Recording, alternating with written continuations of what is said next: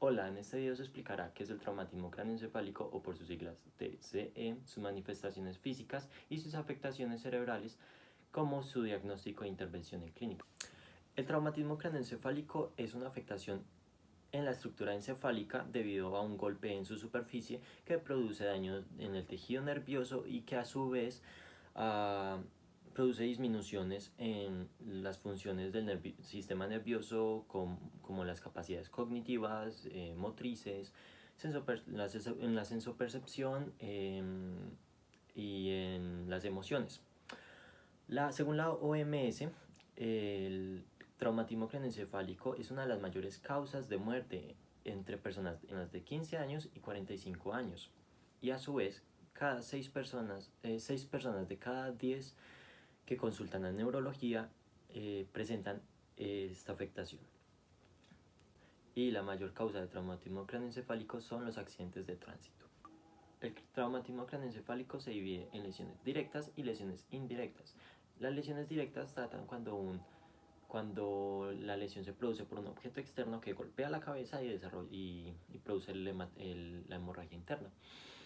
Este es el caso, por ejemplo, de cuando un motociclista sale disparado de la moto en un accidente de tránsito y golpea con un poste y el poste le abre la cabeza.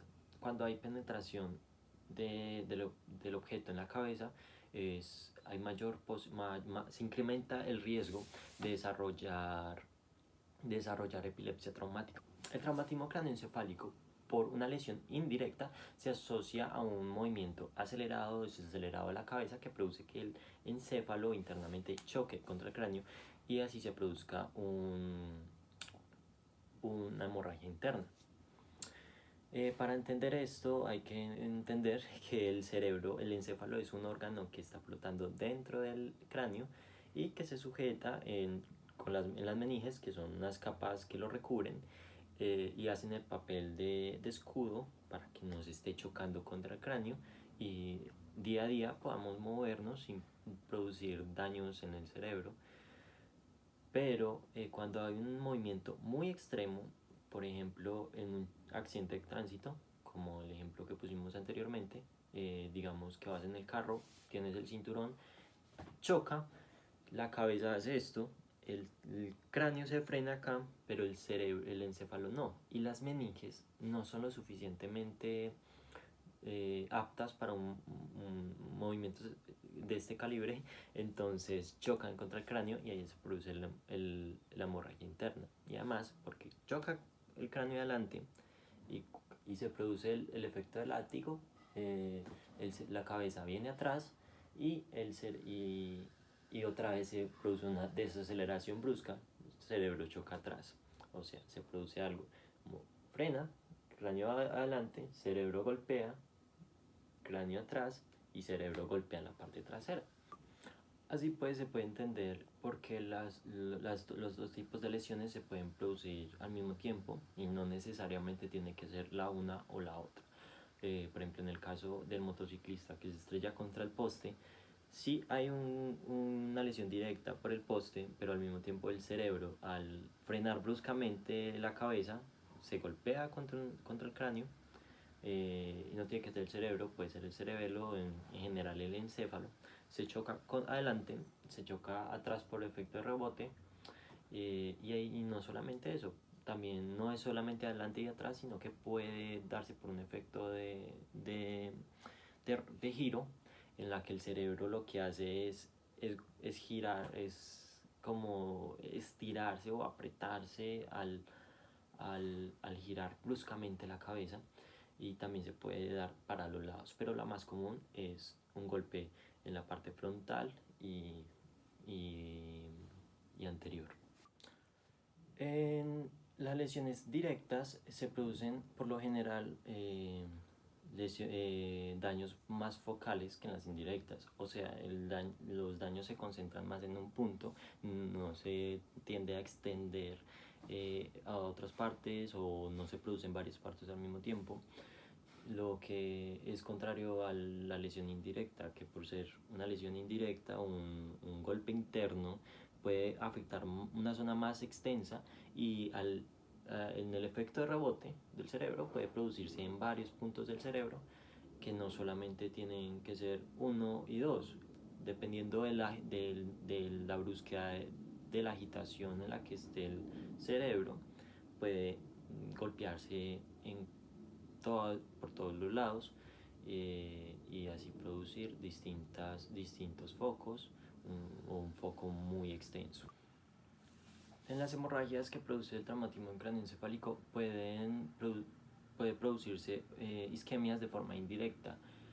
Esto es debido a la presión intracraneal que produce la hemorragia al invadir el espacio encefálico, que hace que las demás estructuras encefálicas se estrechen, y por lo tanto las vías que llevan sangre al cerebro, y de esta manera se produce una muerte cerebral por hipoxia, o sea, falta de oxígeno.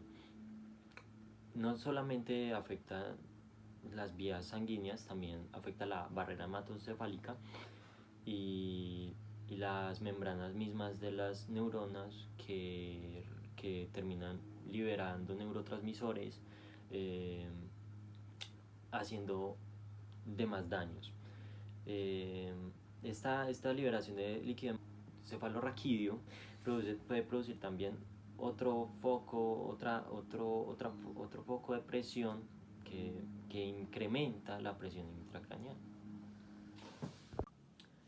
Otro tipo de afectación que se produce en el traumatismo craneoencefálico es el daño axonal difuso. Esto significa que en el movimiento del cerebro en que se estrecha o que se estira por el tipo de movimiento, o que en la rotación también hay un estiramiento, los axones que hay externamente se pueden ver cortados, estirados, o retorcidos, lo que obviamente va a producir una afectación en ellos mismos. Debido a estas lesiones es muy probable, muy frecuente, que en los pacientes se reporte amnesia, tanto anterógrada como retrógrada. Las lesiones tanto directas como indirectas pueden provocar a su vez lesiones primarias, secundarias y neuroquímicas. Las primarias son aquellas que son producto directo del golpe que se tenga. Los secundarios son los que son subproducto de estos primarios, que son, por ejemplo, la inflamación debido a las hemorragias, edemas que se puedan causar a causa de esto, y daño en la barrera hematoencefálica. Las lesiones de tipo neuroquímicas se describen cascadas de liberación de neurotransmisores, de neuroquímicos, que al haber muerte cerebral, las membranas de las neuronas se rompen, dejando liberar su sustancia. En el traumatismo craneoencefálico se pueden utilizar varias herramientas de diagnóstico. Una de ellas es la escala de Glasgow, que esta básicamente califica criterios como la respuesta motriz, la apertura ocular y la respuesta verbal del sujeto, clasificando cada ítem con unos puntos. Si el sujeto alcanza los ítems, adquiere los puntos, y dependiendo de cuántos puntos suma el sujeto, se determina si es grave o qué tan grave es. Un puntaje de entre 3 y 8 se puede calificar como grave, y en el promedio de mortalidad se sitúa en un 27%. Otras formas que se utilizan son la duración del coma. Cuando el traumatismo craneoencefálico produce un coma, se toma el dato de cuánto dura, y en ese sentido también se califica qué tan grave es. Y con esto se acaba esta exposición de traumatismo craneoencefálico. Espero que les haya sido útil.